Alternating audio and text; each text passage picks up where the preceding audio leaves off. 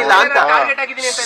ನೋಡ್ರಿ, ನಾನು ಯಾರಕ್ಕಿಂದನೂ ಇದೆಲ್ಲ ಬೆಂಗಳೂರಲ್ಲಿ ಇರೋರ್ನೆಲ್ಲ ನೀವೇ ನೋಡಿದ್ದೀರಾ.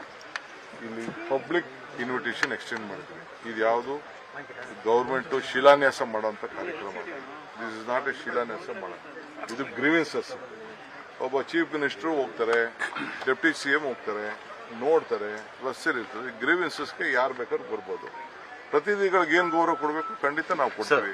ಈಗ ಇಲ್ಲಿ ಬಂದು ನೋಡಿದ ತಕ್ಷಣ ಇಲ್ಲಿ ನಾವು ನಿನ್ನೆ ನೋಡಿದ್ರಿ ನೀವು, ಅಲ್ಲಿ ಇರ್ಷಾದ್ ಬಂದಿದ್ರು, ಬೇರೆಯವ್ರು ಬಂದಿದ್ರು, ಅವರೆಲ್ಲ ಬಂದು ಸ್ಟೇಜ್ ಮೇಲೆ ಕೂತ್ಕೊಂಡು ಅವ್ರು ನೋವು ಏನೋ ಮಾತಾಡಿದ್ರ, ಪಬ್ಲಿಕ್ ಮಾತಾಡಕ್ ಬಿಟ್ರು.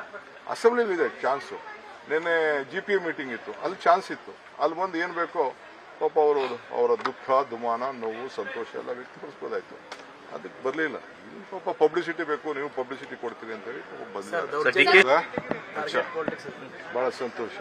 ಅವ್ರಿಗೆ ಆ ಭಾವನೆ ಇತ್ತು ಅಂತಂದ್ರೆ ಅದಕ್ಕೆಲ್ಲ ಏಜೆನ್ಸಿಗಳಿದೆ, ಏಜೆನ್ಸಿಗೆ ಏನು ಬೇಕೋ ಫೈಲ್ ಮಾಡಿ.